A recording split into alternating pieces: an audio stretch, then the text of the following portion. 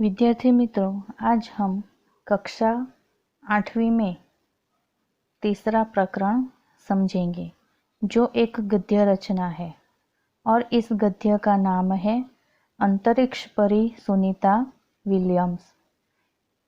इस गद्य का साहित्य प्रकार है जीवनी और इस गद्य को लिखने वाली है डॉक्टर कोकिला पारेख। डॉक्टर कोकिला पारेख का जन्म सन 1954 में गांव उवारसद, जिला गांधीनगर में हुआ था। आपने MA, MPhil और विद्या वाचस्पति PhD की शिक्षा गुजरात विद्यापीठ से प्राप्त की। आपने गुजराती और हिंदी दोनों भाषाओं में लेखन कार्य किया है। अध्यापन के साथ समाज सेवा में भी विशेष योगदान है।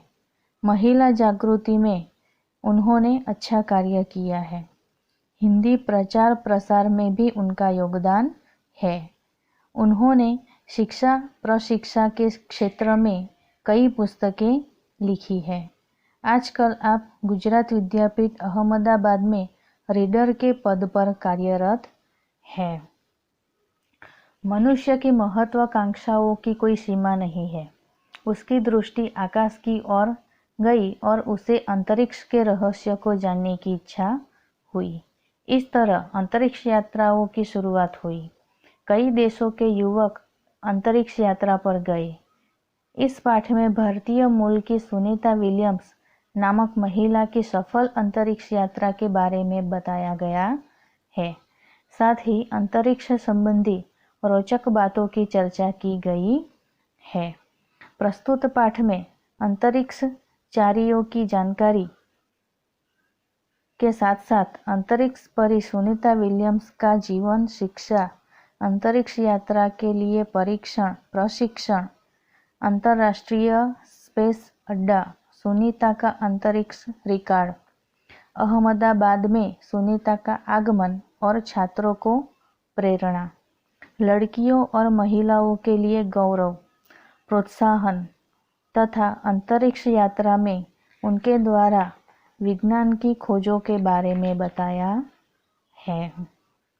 विद्यार्थी मित्रों, अब हम इस गद्य को समझेंगे। 20 सितंबर 2007 को अहमदाबाद हवाई अड्डे पर अमेरिका से एक हवाई जहाज आ पहुंचा। तब अटलांटिस यान पृथ्वी पर पहुंचने जैसी उत्तेजना हुई थी। उत्तेजना मतलब आवेश। इसमें था गुजरात का गौरव, गौरव मतलब शान, भारत की शान और पूरे विश्व की बेटी सुनीता विलियम्स। महिलाएं किसी भी क्षेत्र में पीछे नहीं है।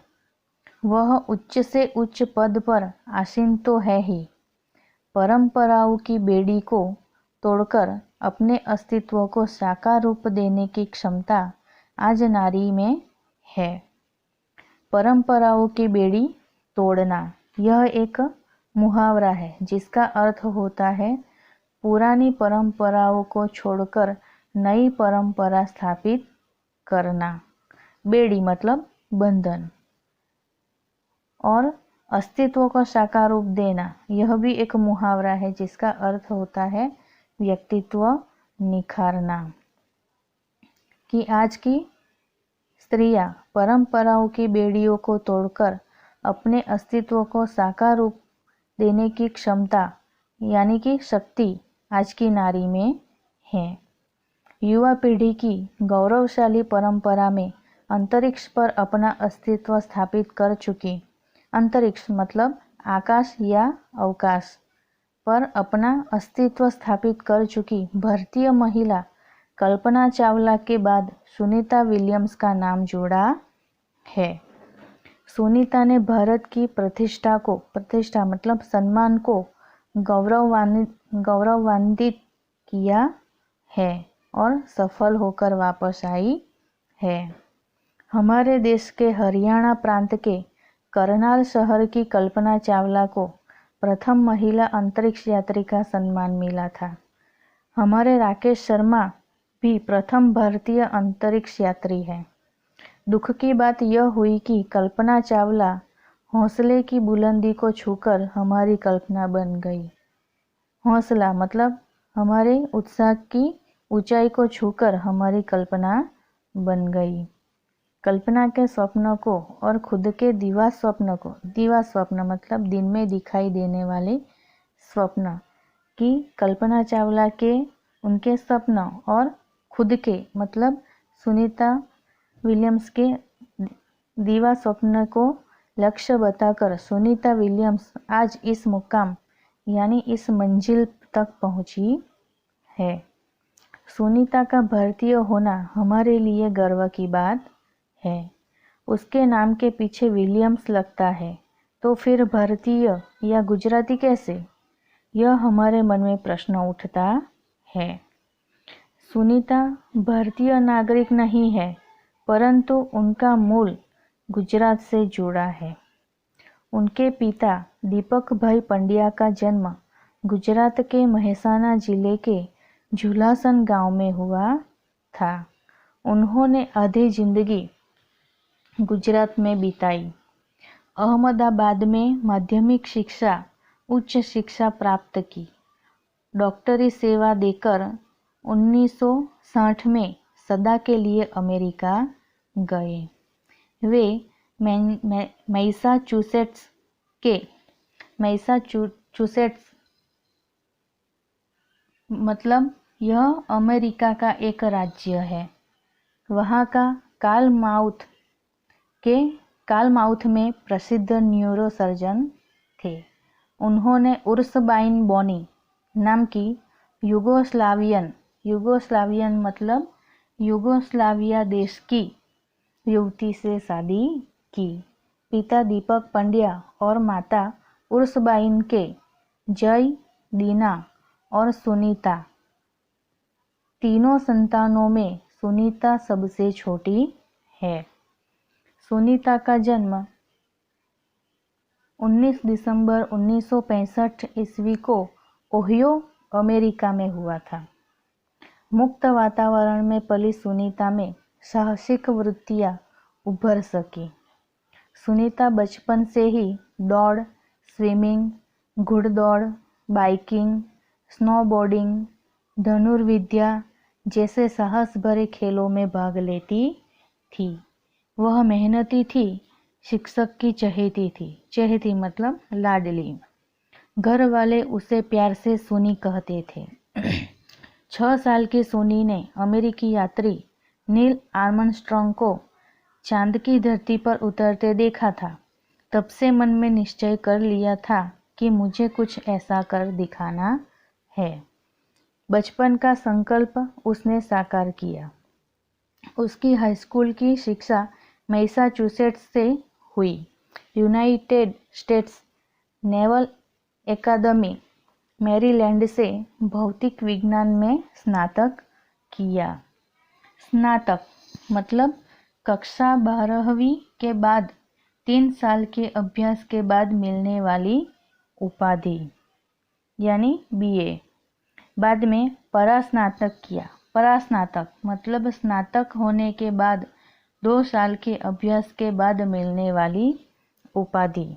Engineering management Florida institute of technology 1995 में किया। इसके पहले 1987 में नेवल अकादमी से व्यावसायिक अनुभव के लिए जुड़ी, जहां साहस और श्रम की प्रवृत्तियों को महत्व था। इसके बाद नेवी में अधिकारी के रूप में एविएशन ट्रेनिंग कमांडर पद पर अमेरिका के कमीशन अधिकारी basic divine officer naval aviation training का पद मिला। हेलीकॉप्टर प्रशिक्षण प्राप्त किया। प्रशिक्षण के बाद ऑफिसर इंचार्ज बन गई।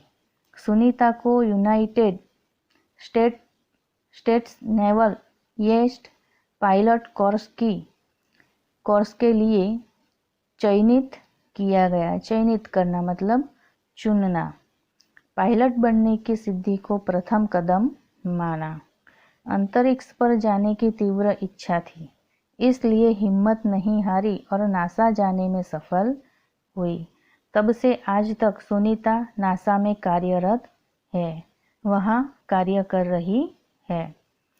1998 में अंतरिक्ष यात्री कार्यक्रम में द्वितीय प्रयास में चयन हुआ। दुनिया में हजारों वैज्ञानिक और पायलट हैं, पर अंतरिक्ष यात्री केवल 100 है। सुनीता ने खास मित्र और सहाध्यायी मतलब साथ में पढ़ने वाले माइकल विलियम्स से शादी की और सुनीता पंड्या से सुनीता विलियम्स बनी। माइकल विलियम्स ने सुनीता की सिद्धि में साथ दिया। सुनीता को अंतरिक्ष परी बनने में कल्पना चावला ने ही प्रेरणा स्रोत का काम किया। प्रेरणा स्रोत मतलब प्रेरणा देने वाला। पिछले 8 वर्षों में अंतरिक्ष यात्रा पर जाने वाली भारतीय मूल की दूसरी महिला की सकुशल वापसी से लोगों ने राहत की सांस ली। उसकी वापसी के समय उसने कहा था कि नासा के अभियान में कल्पना के साथ काम करना बेहद सुखद अनुभव था। हम दोनों की रुचि मतलब दिलचस्पी काफ़ी अलग थी, लेकिन भारतीय होना हमें एक सूत्र में पिरोता था। मतलब एक सूत्रों में पिरोना एक मुहावरा है जिसका मतलब होता है सबको साथ में रखना। दोनों को भारतीय संगीत से बेहद लगाव था। बेहद मतलब अत्यंत लगाव था। कल्पना से मुझे काफ़ी कुछ सीखने को मिला। विद्यार्थी मित्रों, यह गद्य आज यहाँ तक ही।